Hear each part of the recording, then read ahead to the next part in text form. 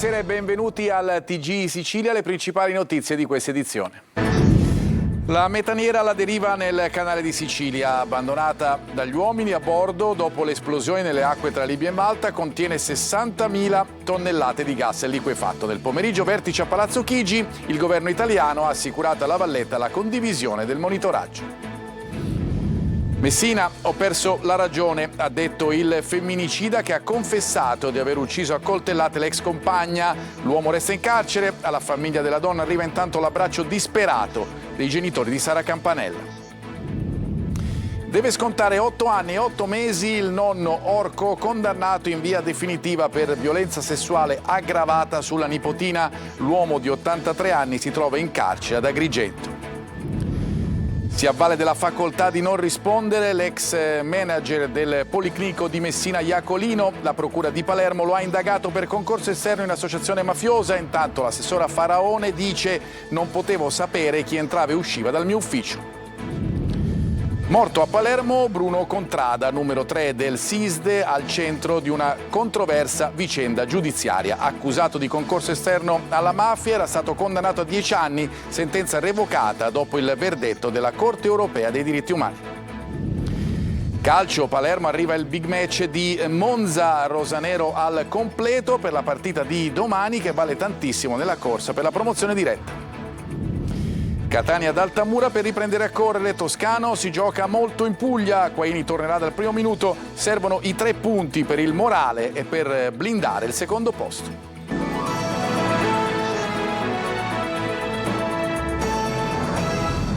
Di nuovo bentrovati. Viene costantemente monitorata dunque la metaniera russa alla deriva nel canale di Sicilia dopo essere stata colpita, dicono da Mosca, da droni ucraini. A bordo ha tonnellate di gasolio e serbatoi di gas, si teme dunque il disastro ambientale. Il governo italiano darà assistenza a Malta per mettere in sicurezza la nave che è stata abbandonata dall'equipaggio. Adelaide Barbagallo.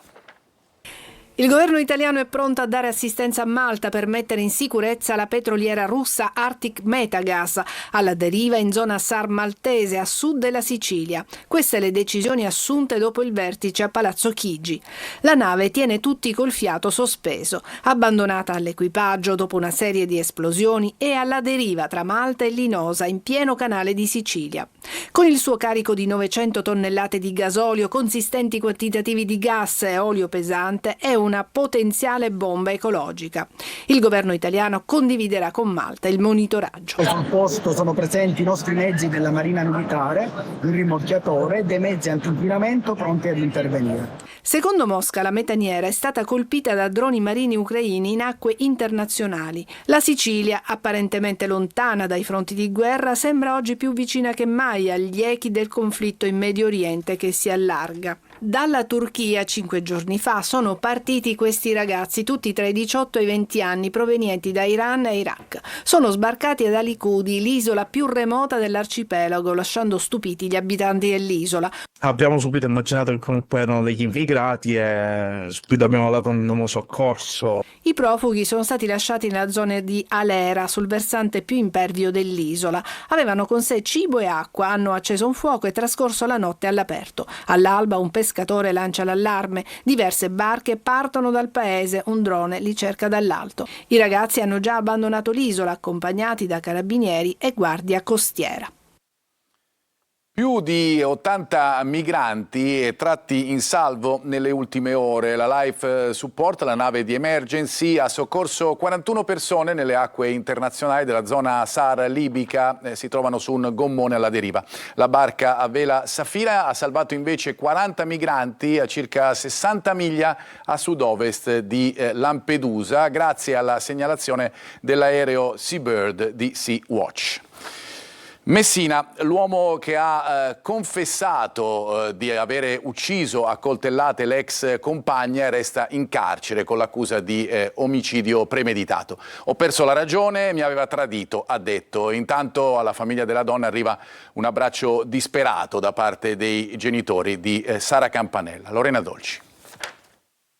Lei mi ha detto di avermi tradito di recente, ho perso il lume della ragione. Una scenata di gelosia finita nel sangue è la versione di Santino Bonfiglio, a cui i magistrati contestano invece l'aggravante della premeditazione. Oltre alla confessione, il giudice, che ha convalidato l'arresto, ha agli atti anche l'arma del delitto abbandonata in un cassonetto e le immagini della videosorveglianza che inquadrano l'uomo mentre nella mano destra tiene il coltello. Lui ha ammesso di averlo portato da casa e di avere trovato per strada un tondino di ferro usato per forzare la finestra e poi per colpire alla testa la donna prima di infierire con decine di fendenti. Una sequenza che non ha lasciato scampo a Daniela Zinnanti, condannata oltre che dalla violenza brutale anche dalla mancanza del braccialetto elettronico che era stato previsto ma non era arrivato.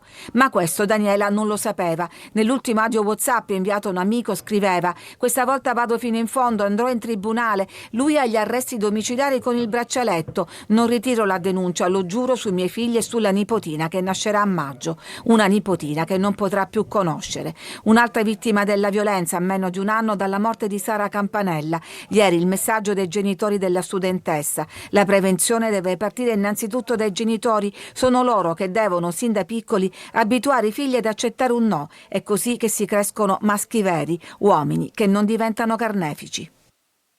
I carabinieri di Favara hanno arrestato un 25enne di Licata per tentato omicidio. Secondo quanto è stato ricostruito, il giovane ha accoltellato alla gola un 44enne in via Capitano Callea dopo una discussione per futili motivi, degenerata poi in pochi istanti nella aggressione violenta.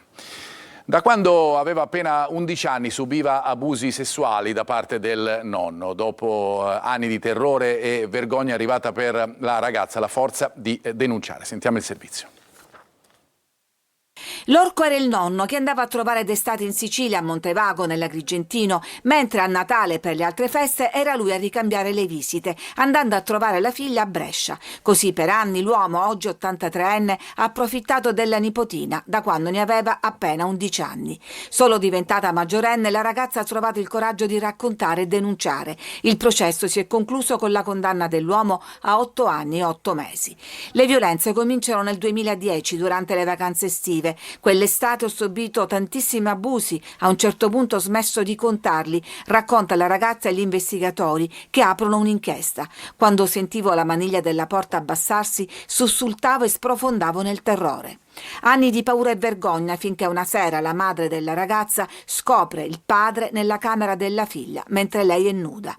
Nessuna spiegazione, ma la donna decide di troncare immediatamente i rapporti con la famiglia di origine. Ma i tormenti continuano, dice la ragazza. Pensavo che fosse meglio che fosse capitato a me piuttosto che a mia cugina, che era più giovane di 10 anni. Solo un percorso psicologico e altri 12 anni di tormenti le hanno dato alla fine la forza di denunciare. Incidente mortale sulla statale 113, la settentrionale Sicula in territorio di Patti, in provincia di Messina. La vittima, un 86enne residente a Salerno, viaggiava da solo ed era alla guida di un Alfa Romeo quando, per cause ancora in corso di accertamento, forse per un malore, ha perso il controllo dell'auto che si è ribaltata.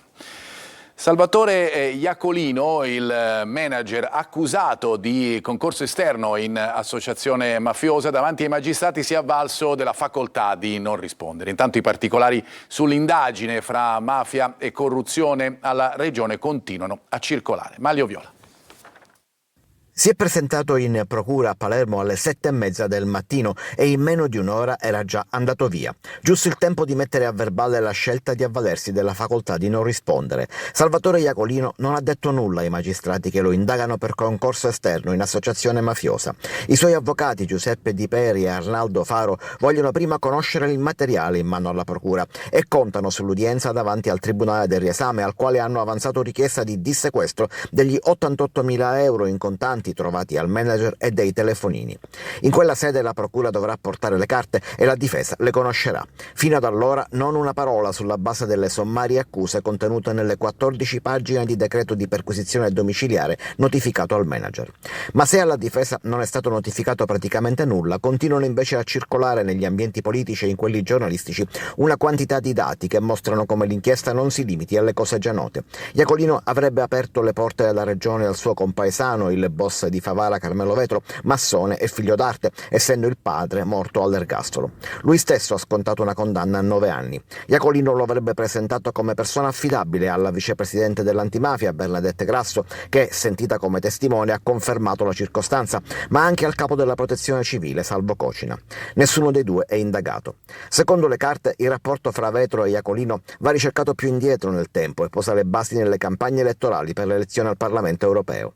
Agli atti, inoltre, le intercettazioni attraverso un virus Trojan nel telefono cellulare, attraverso il quale gli uomini dello SCO avrebbero ascoltato Iacolino dire a Vetro «per questo e per quell'altro ti presento un amico piuttosto che un altro», prima di introdurlo ad esempio in almeno 2 aziende sanitarie, quella di Messina e quella di Siracusa. A Siracusa intanto si è dimessa il commissario straordinario, lasciando dietro di sé una bufera politica.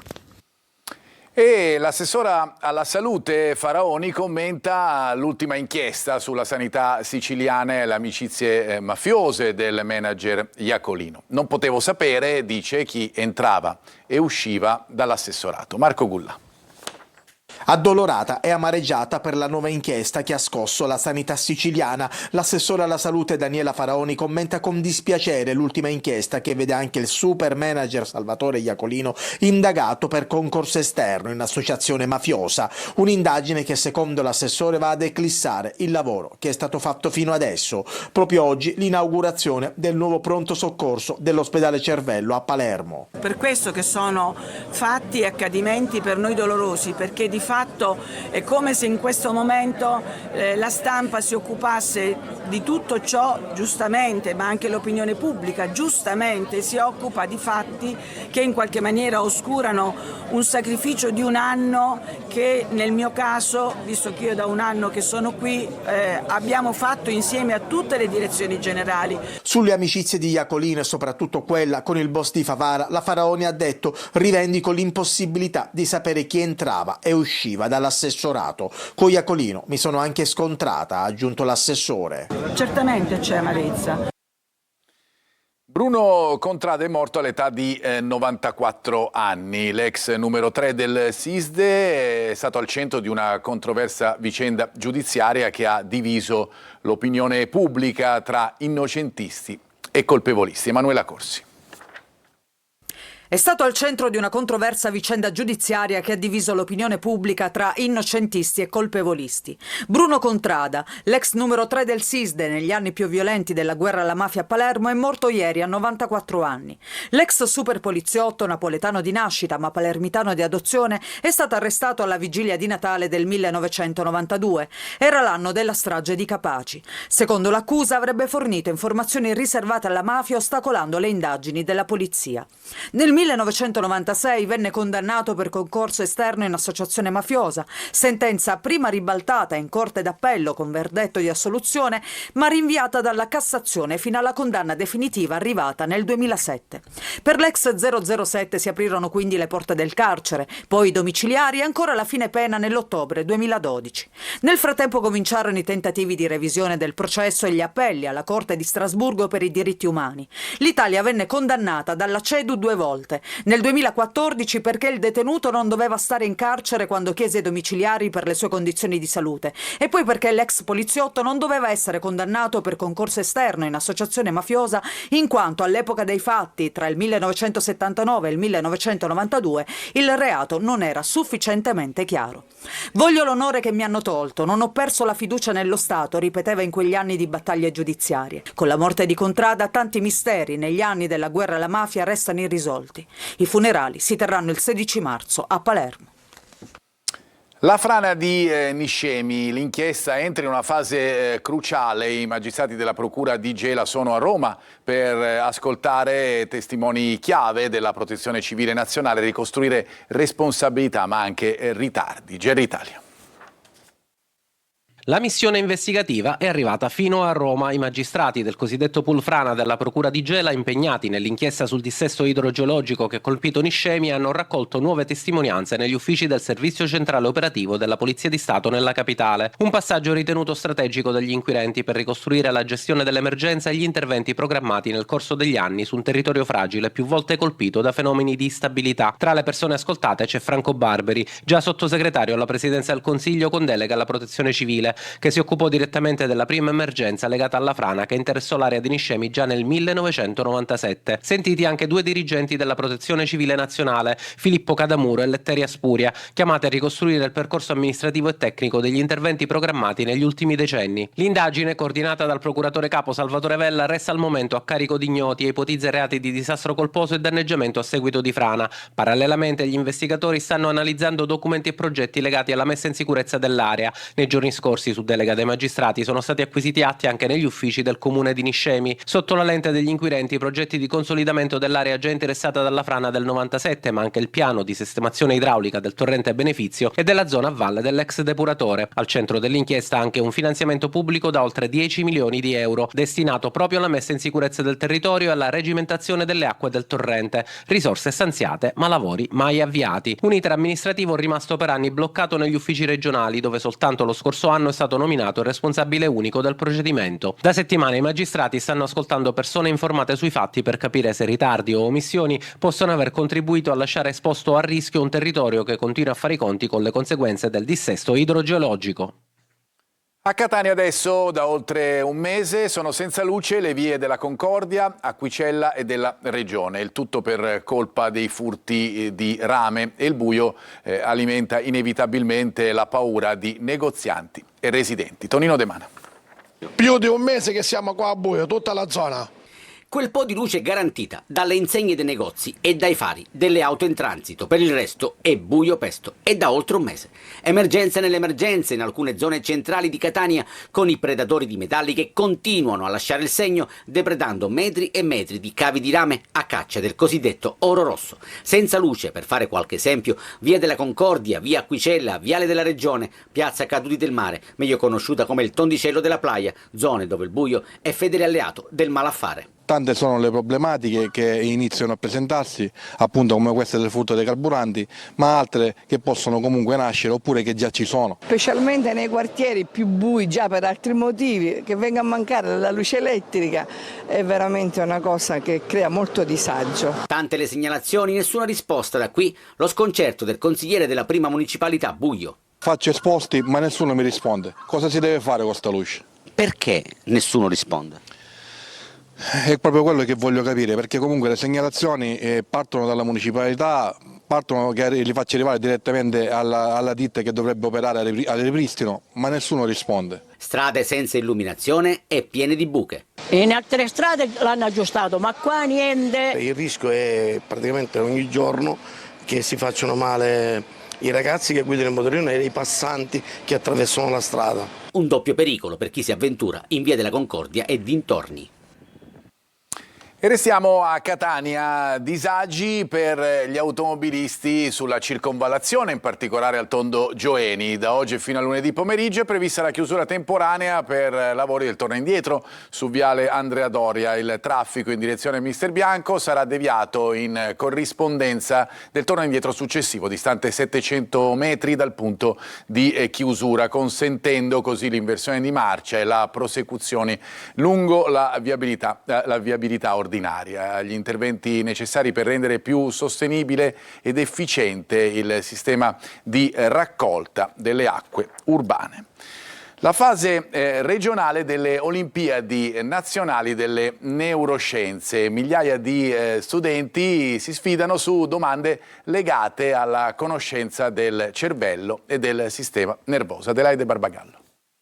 Tra Tra i banchi a sfidarsi su temi affascinanti come l'intelligenza, la memoria, le emozioni, lo stress, con domande che mettono alla prova conoscenze sul cervello e sul sistema nervoso. Tra i possibili quesiti come distinguere l'Alzheimer, il Parkinson da altre patologie. A Catania la fase regionale delle Olimpiadi delle Neuroscienze organizzata con il coinvolgimento del CNR, in particolare dell'Istituto per la Ricerca e l'Innovazione Biomedica. In tutta Italia sono migliaia gli studenti dai 13 ai 19 anni che vi partecipano. La scuola mi sta offrendo questa opportunità di orientamento anche universitario. Io vorrei fare medicina, chirurgia e la scelta di quale chirurgia è aperta, però oggettivamente questo è un bellissimo ambito secondo me. Molto bello, devo dire comunque che anche se uno non li dovesse passare ho imparato generalmente come funziona il cervello. Io sono sempre stato appassionato di neuroscienze perché il cervello mi ha sempre affascinato. Crediamo molto nel lavoro di squadra, la ricerca è il lavoro di squadra, poi c'è la prova individuale e nelle nostre competizioni inseriamo sempre dei seminari. Giovani motivati, impegnati nello studio, un tesoro prezioso per la ricerca scientifica. L'anno scorso a vincere le Olimpiadi nazionali è stata una studentessa di Palermo, Aurora Amato. Ho studiato da dei manuali universitari e è stata un'esperienza per me bellissima, formativa. Il futuro per conoscere meglio e curare le malattie neurodegenerative parte anche da qui, da questi giovani, dalla ricerca. La gara fa parte dell'International Brain Bee, il più importante concorso dedicato alle neuroscienze per gli studenti. Adesso la pubblicità, ritorniamo fra poco con la pagina sportiva.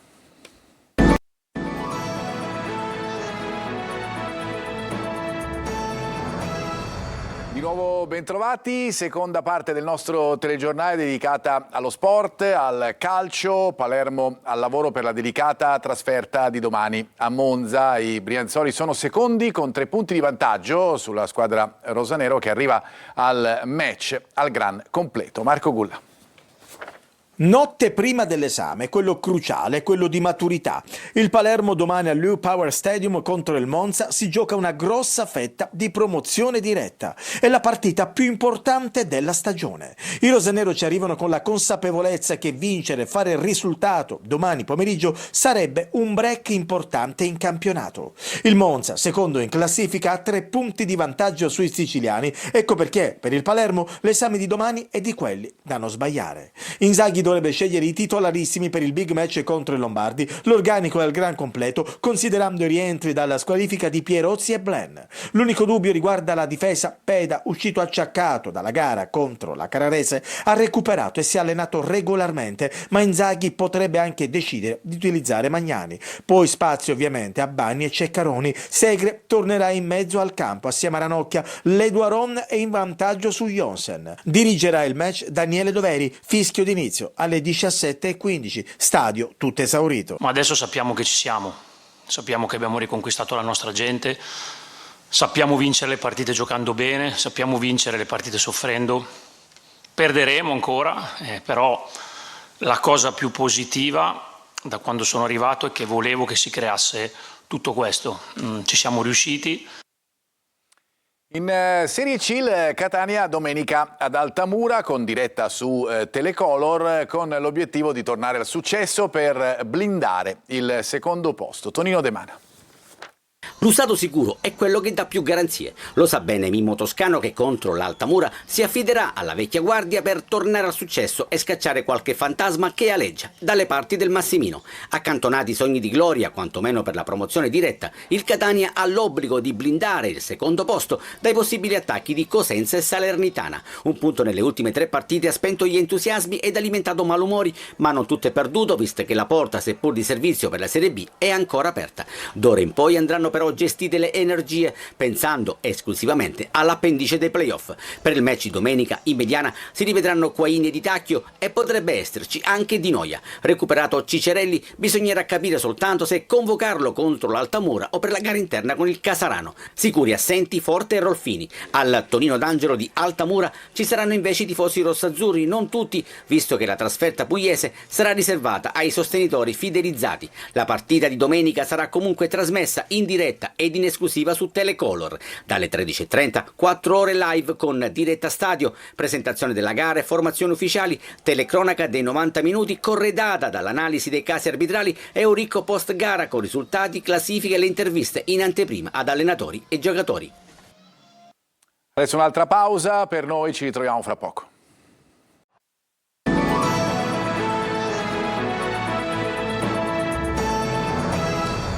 Non ci sono aggiornamenti, il TG finisce qui, grazie per averci seguito, una buona serata.